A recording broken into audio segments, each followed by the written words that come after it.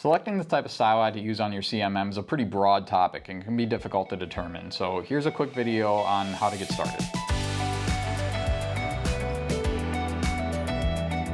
If you're just getting started, I mean, it's a pretty broad topic. The type of styli you need can vary greatly depending on what situation you're in, what type of parts you're trying to measure. Generally speaking, it's a good idea to have a really good variety of lengths and types of styli, just so that you're ready to kind of tackle just about any situation you encounter.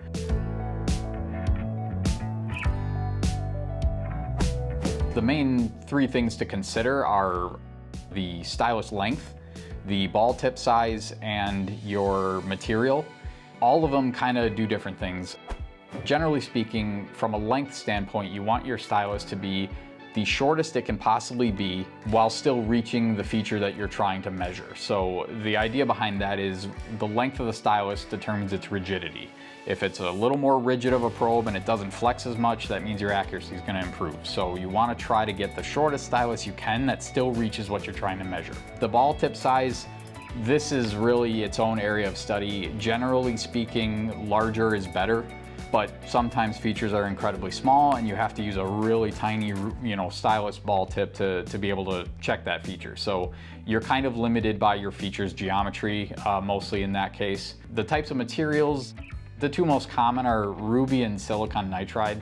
Ruby is a little less expensive. It's more of an industry standard, but it's a very, very hard material. Silicon nitride is a little more expensive, but it tends to do better with aluminum. So if you're checking a lot of aluminum components, you might want to think about silicon nitride. It's a little more resistant to aluminum buildup.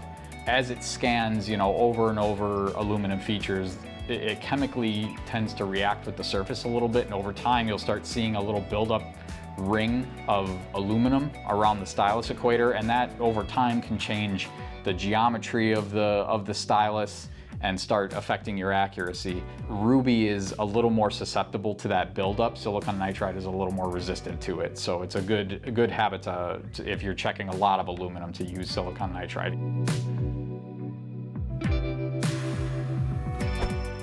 In addition to that, there's a lot of other different types of styli components used for pretty specialty applications. There's things like disc probes, cylinder probes. There's different types of materials like ceramic probes. There's a lot of different types of components out there for very specialty situations. So it really depends on your application, but there is a probe for just about everything.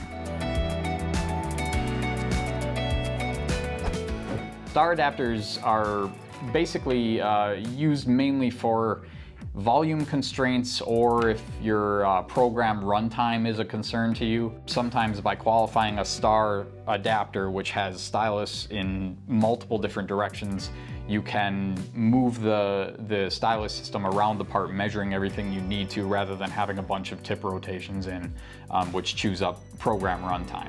That, and then volume, if you're running close to the end stops of your CMM, sometimes by using a star stylus, you don't have to rotate and take up as much space, so you can cut down on the volume required to inspect a part by using something like a specialized star adapter.